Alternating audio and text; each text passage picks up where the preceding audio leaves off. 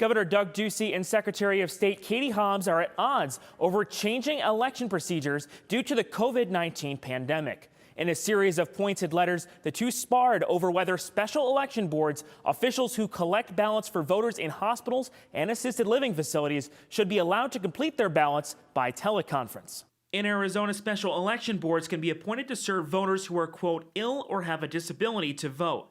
In these cases, a board consisting of two members, one from each major party, will be appointed to go to the hospital or assisted living facility to fill out a person's ballot as directed. But with COVID-19 severely limiting the ability of visitors to come into nursing homes, Secretary Hobbs says the board should be allowed to be conducted by teleconference. There are many communities where barriers continue to exist, and in fact, the pandemic has exacerbated or highlighted those barriers even more. And so I think that the situation that we're in now just makes our commitment to enfranchising these voters even more critical.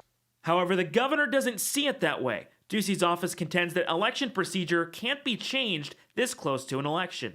The law clearly states here that these special election boards needs to be in person.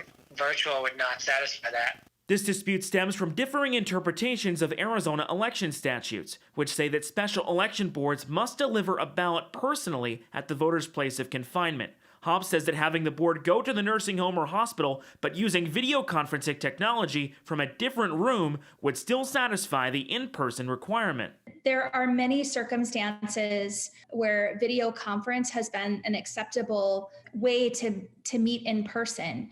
To remedy the issue, Governor Doug Ducey could sign an executive order explicitly allowing the practice, as he did when he suspended driver's license expirations for residents over 65 back in March. But that is unlikely due to the governor's assertions. Ducey himself believes the in-person requirement won't disenfranchise voters. I want every eligible voter to vote. I want everyone in a long-term care facility to vote. No one's going to be disenfranchised.